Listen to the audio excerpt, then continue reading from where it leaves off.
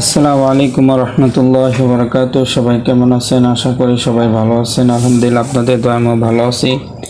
তো আজকে আমরা নুন সাকিনের ইজহার পর্ব, অর্থাৎ আমাদের গেল ভিডিওয় আমরা নুন সাকিনের ঈদগম পড়ছিলাম, ঈদগমে বা গুণা, ঈদগমে বেলা গুণা।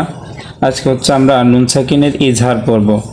তো আমরা ইজহারের হরফ সবাই জানি যে ইজহারের হরফ 6টি। হামজা, হা, আইন, হা, গইন, খ, এই 6টি ইজহারের হরফ। এখন আমরা এই ইজহার পড়ব। তো আপনারা দেখতেছেন আমার স্লেটের উপর লেখা আছে যে ইজহার। ইজহার অর্থ স্পষ্ট করিয়া পড়া, অর্থাৎ আমরা এর গেল ভিডিও যেগুলো পড়ছি যে ঈদগম অর্থ মিলাইয়া পড়া। তো এরকমভাবে আজকে ইজহার পড়ব। তো এই ইজহার অর্থ স্পষ্ট করিয়া পড়া। ইজহার অর্থ স্পষ্ট করিয়া পড়া, অর্থাৎ একদম স্পষ্ট। তো ইজহারের পড়ার নিয়মটা আজকে আমরা জানবো। তো আপনারা দেখেন আমার এই জায়গায় কিছু আরবি হরফ লেখা আছে।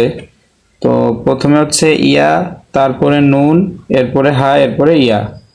তো দেখেন এখানে ইয়ার উপর জবর, নুনের উপর সাকিন আছে। তো আমরা মূলত আমাদের পড়া এইটুক যে নুনের উপর সাকিন, যখনই নুনের উপর সাকিন থাকবে তো ওইটারে আপনার নুন সাকিন বলা হয়। অর্থাৎ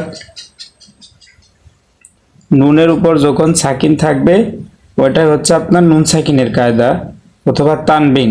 তো এখানে নুন সাকিনটা আপনাদেরকে আমি দেখাইতেছি যে নুন সাকিন অথবা তানবিনের বামে আপনারা যখন ইজহারের 6টা হরফ নুন সাকিন অথবা তানবিনের বামে আসবে, দেখেন এখানে কিন্তু নুন সাকিন, আর এইটা হা। নুন সাকিনের বাম পাশে কিন্তু হা আসছে।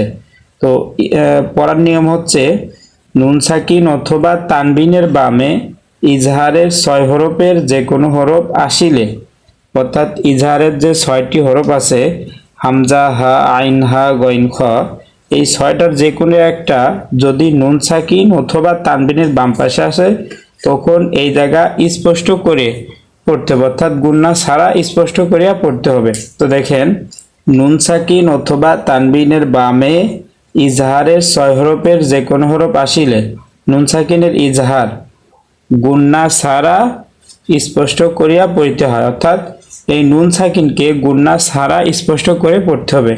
তো যেমন ইয়া, নুন জবর ইয়ান, হা খারা জবর হা, ইয়ান হা, এরকম মানে স্পষ্ট করে একদম সুন্দরভাবে ইয়ান হা। তো আপনারা যে আমি পড়াটা বললাম এটা মুখস্থ করবেন। তো আপনারা দেখেন আমি আর একটা যেমন উদাহরণ লিখছি। এখানে দেখেন হার উপর জবর, ডাইনে বামে খালি আলিফ আছে, মদের হরফ। এটা হরকত। এই যে তানবিন দেখেন 2 জবর এখানে আছে। তো দেখেন এর আগে আমি নুন সাকিন দিয়ে দেখাইছিলাম, এখন তানবিন দিয়ে দেখেন যে নুন সাকিন অথবা তানবিন, এই সেই তানবিন। তানবিনের বামে ইজহারের হরফ এই যে হামজা, অর্থাৎ ইজহারের 6টি হরফ, প্রথমে হামজা, হা, আইন, হা, গইন, খ, এই যে 6টা হরফ, এই 6টা হরফের একটা আছে দেখেন হামজা আসছে, অর্থাৎ নুন সাকিন অথবা তানবিনের বামে ইজহারের একটা হরফ আসছে।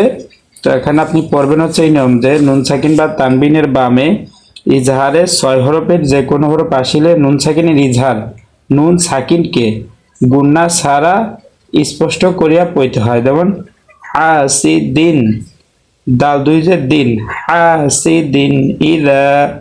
তো আপনারা এই নিয়মটা খুব সুন্দর করে মুখস্থ করবেন। তো আপনারা দেখেন আমি যে নুন সাকিনের আপনাদেরকে সিলেটে বোঝানোর জন্য সিলেটে বুঝাইলাম, এখানে সুন্দর করে লেখা আছে যে ইজহার অর্থ স্পষ্ট করিয়া পড়া। নুন সাকিন অথবা তানবিনের বামে ইজহারের 6 হরফের যে কোনো হরফ আসিলে নুন সাকিনের ইজহার গুন্না ছাড়া স্পষ্ট করিয়া পড়িতে হয়। অর্থাৎ আপনারা এই যে লেখাটুক এটা খুব সুন্দর করে ভালো মতো মুখস্থ করবেন। তো এই যে আমি এই যেমনটা পড়াইছিলাম আর একটা যেমন বলছিলাম যে ইয়ান হা। তো আপনারা সবাই খুব সুন্দর করে এইটা মুখস্থ করবেন। আজকের মতো এই পর্যন্ত, সবাই ভালো থাকবেন, দোয়া করবেন। আসসালামু আলাইকুম।